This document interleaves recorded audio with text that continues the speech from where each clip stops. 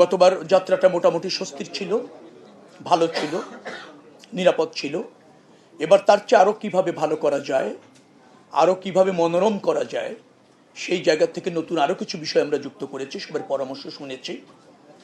যাদের দায়িত্ব আছে তারা আরও দায়িত্বশীল থেকে কাজটা করবার জন্য যে দরকার, তাদের সহযোগিতা দরকার, সেই দাবিগুলি তারা করেছে। আমরা তাদেরকে সেগুলি পূরণ করবার অঙ্গীকার করেছি এবং আমরা মনে করছি যে নৌযাত্রাটা এবার যে কোনো সময়ের চেয়ে ভালো হবে। যেগুলি আমরা করতে সক্ষম হব তা আমরা চিহ্নিত করে ইতিমধ্যে কার্যকর করবার প্রয়োজনীয় উদ্যোগ নিশ্চিত হয়েছে। ঈদের 5 দিন আগে আর ঈদের পরে আবার 5 দিন, কারণ ঢাকার বাইরে যারা যাবেন না বা তারা ঢাকামুখী হবেন, তাদের সবাই ওই যাত্রাটা নির্বিঘ্ন করবার জন্য আমাদের এই আজকে সভাটা ছিল। সিদ্ধান্ত প্রায় 26টার মতো সিদ্ধান্ত হয়েছে, অনেক হয়েছে। আপনাদের কিছু জানার থাকলে ছোট পরিসরে জিজ্ঞেস করতে পারেন। যেমন ধরেন, অতিরিক্ত যাত্রী আপনার কেউ বহন করতে পারবে না, ভাড়া বৃদ্ধি করতে পারবে না। এই ঢাকার 0 পয়েন্ট থেকে শুরু করে সদরঘাট পর্যন্ত প্রায় 1.5-2 ঘন্টা লেগে যায় যাত্রীদের পার হতে। সেটা আমরা এটাকে অবাধভাবে এটা আমরা করতে চাই, যেটাকে বলা হয় যাতে কোনো ট্রাফিক না থাকে, ট্রাফিক জ্যাম না থাকে, অবাধে যেতে পারে, সেই ব্যবস্থাটা করতে হবে। সেখানে সিটি কর্পোরেশন, ট্রাফিক পুলিশ সহ তারা তৎপর থাকবে। অবৈধ পার্কিং থাকবে না, অবৈধ দোকানপাট থাকবে না, এইটুকু জায়গায় যাবে। সদরঘাটে পৌঁছানোর পর টার্মিনাল যেটা আছে সেই জায়গায় কোনো দৌরাত্ম্য থাকবে না। যারা আমরা কি বলবো সহকারী বা কুলি বলে অনেকে, তারা নিয়মিতভাবে ফাংশন করবে। এখানে যাত্রী হয়রানির শিকার হবে না। কোনো হকার বা অবৈধ কোনো মানুষ সেখানে গিয়ে কোনো জটলা তৈরি করা, এগুলি করতে পারবে না। শৃঙ্খলার সাথে যাত্রীরা লঞ্চগুলিতে উঠবেন এবং নির্দিষ্ট সময় লঞ্চগুলি ছেড়ে যাবে। যাওয়ার পথে বাল্কহেড আছে, স্পিড বোট যত্রতত্র চলে। আবার এখান থেকে নারায়ণগঞ্জ পর্যন্ত অনেক জায়গায় আছে যে যত্রতত্র অনেক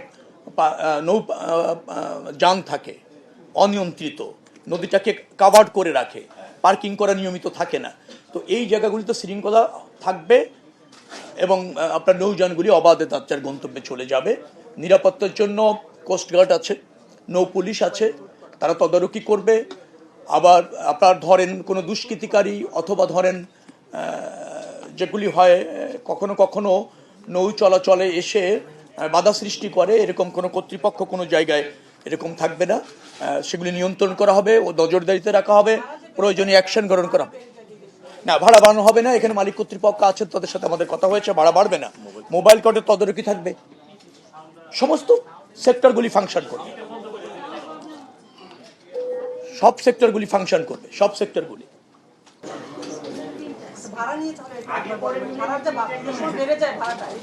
না, ভাড়া বাড়বে না, অঙ্গীকার হয়েছে, আমরা নজরদারিতে রাখবো, ভাড়া বাড়ানোর কোনো সুযোগ নেই। কিন্তু মাননীয় মন্ত্রী, প্রতি বছরই কিন্তু এই ধরনের মিটিং আমরা কভার করে আসছি, কিন্তু মিটিং হয়, সিটিং হয়, সব হয়, কিন্তু আসলে কিছুই হয় না। ভাড়া বৃদ্ধি হয়, যানজট হয়। এখান থেকে জানেন না, এই যে জিপুর সামনে থেকে হেঁটে হেঁটে আপনার সদরঘাট যায় পাবে, এমন যানজট হয়।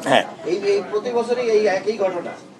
না, প্রতি বছর যদি আপনি বলেন, এর আগে হয়েছে, গত বছরটা বেশ ভালো হয়েছে, সেটা একটু বলুন। আর এবছর আরো ভালো হবে, সেটা নিশ্চিত থাকুন।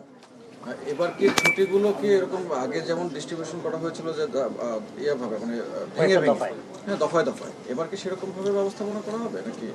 না, অন্য ছুটিতে হবে না। তবে এখানে আমাদের বিজিএমের একজন প্রতিনিধি ছিল, তেনারা বলছেন যে সমস্ত গার্মেন্টসের জরুরি অর্ডার নেই, তারা আগেই গার্মেন্টস শ্রমিকদের ছুটির ব্যবস্থা করবেন পর্যায়ক্রমে। আর যেখানে 2-4টি গার্মেন্টস এরকম হতে পারে তাদের জরুরি কোনো অর্ডার আছে, তারা হয়তো শেষের দিকে গিয়ে ছুটির ব্যবস্থা করবেন।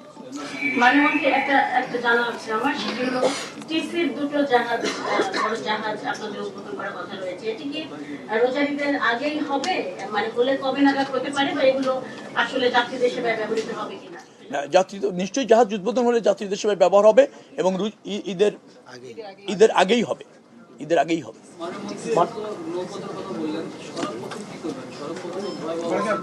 না, সেটা নিয়ে সড়ক আমরা কাজ চলছে, সেখানে আমরা মিটিং করেছি, আনুষ্ঠানিক মিটিং আছে, সড়ক যোগাযোগ মন্ত্রণালয়ে আনুষ্ঠানিক মিটিং আছে, সেখানে আবার স্টেক হোল্ডার অন্যরকম, তাদেরকে নিয়ে বসা হবে।